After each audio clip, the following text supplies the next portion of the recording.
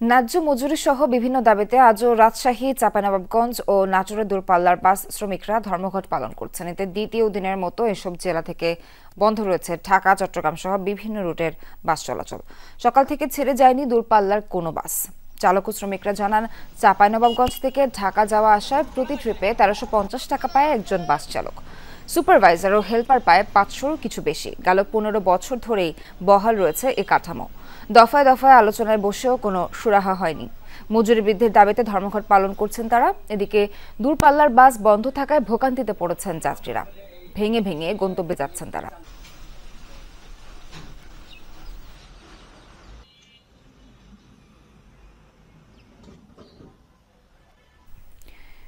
এ কারণে সবশেষ আপডেট জানবো আমাদের সহকর্মীদের কাছ থেকে। শুরুতে নাটোর থেকে যুক্ত হচ্ছেন সহকর্মী নাজমুল হাসান। নাজমুল, যে সমস্যার কথা জানাচ্ছিলাম সেই সমস্যার সমাধানে প্রশাসনের পক্ষ থেকে কোনো উদ্যোগ কি আদৌ নেওয়া হয়েছে? যাত্রীদের ভোগান্তির চিত্র জানাবেন আমাদের। আসলে সোহার প্রশাসনের পক্ষ থেকে কোনো ব্যবস্থা নেওয়া হয়নি, তবে শ্রমিক নেতাদের সাথে আমি কথা বলেছি। নাটোরের শ্রমিক নেতা আব্দুল মজিদ ইতিমধ্যে কিন্তু শ্রমিকদের সাথে বসে এই বিষয়টা নিয়ে একটি আলোচনা অনুষ্ঠিত হবে। সেই আলোচনা যদি ফলপ্রসূ হয় তাহলে আজকের মধ্যেই ধর্মঘট প্রত্যাহারের সম্ভাবনা রয়েছে। এদিকে বাস মালিকরা, বাসের যে চালক রয়েছে, সুপারভাইজার, হেল্পাররা নাটোর বড় হরিপুর বাইপাসে এসে তারা কিন্তু অলস সময় পার করছেন। চালকরা যে বিষয়টি জানিয়েছেন যে দীর্ঘ ১৫ বছর যাবৎ তারা একই আসলে বেতনে চাকরি করছেন। তারা ১৩৫০ টাকা পান ঢাকা থেকে চাঁপাইনবাবগঞ্জ থেকে ঢাকা এবং ঢাকা থেকে চাঁপাইনবাবগঞ্জ যাতায়াতে, এবং সুপারভাইজাররা ৫৭০ টাকা এবং হেল্পাররা যারা রয়েছেন তারা ৫৩০ টাকা পান।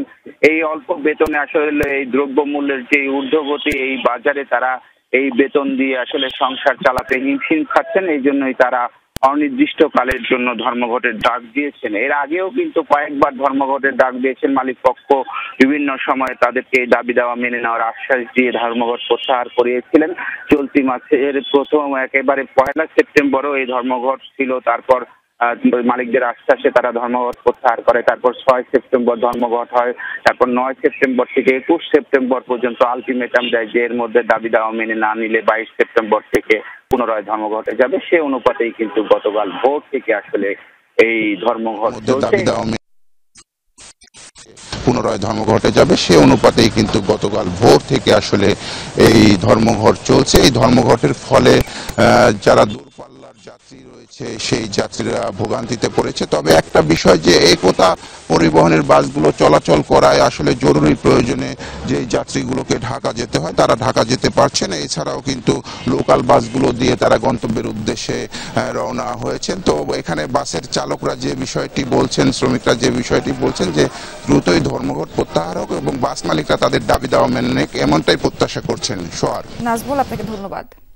দর্শক, আমরা এই বিষয়ে আরো জানবো। চাঁপাইনবাবগঞ্জ থেকে আমাদের আরেক সহকর্মী মনোয়ার হোসেন জুয়েল যুক্ত আছেন আমাদের সঙ্গে। জুয়েল, ধর্মঘট নিয়ে বাস শ্রমিক মালিকরা কি বলছেন? সাধারণ মানুষের যাতায়াতে তো অবশ্যই অনেক বড় প্রভাব পড়ছে। তাদের সঙ্গে কথা হয়েছে কিনা, বিকল্প কোনো উপায় তারা বের করতে পেরেছেন কিনা, সব শেষ আপডেটটি দিবেন আমাদের।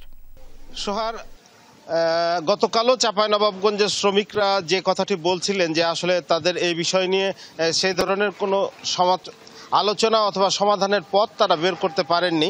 তবে আজকে সকাল থেকে যেটি খবর আমরা জানতে পাচ্ছি, স্বস্তির একটু খবর, সেটি হচ্ছে যে চাঁপাইনবাবগঞ্জ জেলা ট্রাঙ্ক লরি এবং কাভার্ড ভ্যান শ্রমিক ইউনিয়নের সভাপতি সাইদুর রহমানের সাথে আমি কিছুক্ষণ আগে কথা বলেছি। তিনি যেটা জানিয়েছেন যে খুব সকাল সকাল তারা কিন্তু ঢাকার উদ্দেশ্যে রওনা দিয়েছেন। বিশেষ করে ঢাকা, চাঁপাইনবাবগঞ্জ, রাজশাহী এবং নাটোরের নেতৃবৃন্দ ইতিমধ্যে সিরাজগঞ্জ ক্রস করছেন। তারা বিকেল ৩টায় ঢাকার গাবতলীতে বাংলাদেশ শ্রমিক ফেডারেশনের মধ্যস্থতায় আজকের একটি আলোচনা সভার আয়োজন করেছে মালিক পক্ষ এবং শ্রমিক পক্ষের মধ্যে। সেটি যদি ফলপ্রসূ হয় তাহলে আশা করা যায় আজকে থেকে যান চলাচল স্বাভাবিক হতে পারে। শ্রমিকরা যেটা স্বতঃস্ফূর্তভাবে কর্মবিরতি বা ধর্মঘট পালন করছিলেন সেটা কিন্তু এখনো অব্যাহত রয়েছে এবং এক্ষেত্রে যাত্রীদের ভোগান্তি কিন্তু কিছুটা বেড়েছে। কারণ এই সময় কিন্তু আসলে দিনের বেলায় দূরপাল্লার যে গাড়িগুলো আছে এগুলোতে যাত্রী সংখ্যা কম থাকে, কিন্তু সন্ধ্যার পরপরই কিন্তু এই এলাকা বা দূরপাল্লার যাত্রীদের ভিড় জমে। তারা কিন্তু অনেকটা কষ্টের মধ্যে আছেন এবং বিকল্প মানে ভাঙা ভাঙা একান্তই যাদের আসলে যাওয়ার প্রয়োজন তারা কিন্তু খুব কষ্ট করেই ঢাকা সহ বিভিন্ন গন্তব্যে পৌঁছানোর জন্য চেষ্টা করছেন। চট্টগ্রাম কক্সবাজার লাইনেও সে গাড়ি চলাচল কিন্তু বন্ধ রয়েছে। আর শ্রমিকরা যেটা বলছিলেন সেটা কিন্তু তাদের দীর্ঘদিনের ন্যায্য দাবি, কারণ দীর্ঘদিন ধরে তাদের বেতন ভাতার বৃদ্ধি হয়নি, দেশের অনেক কিছুরই মূল্য বৃদ্ধি হয়েছে। এই বিষয়টা নিয়ে বারবার তারা যখন মালিক কর্তৃপক্ষের সাথে আলোচনা করেছেন বিষয়টি কিন্তু কর্ণপাত করা হয়নি। সেই ক্ষোভ থেকে হয়তো তাদের আজকের এই যে বিগত 2 দিন ধরে যে কর্মবিরতি, সেই কর্মবিরতি হয়তো সমাধান হয়ে যাবে। আজকে যদি শ্রমিক নেতৃবৃন্দ এবং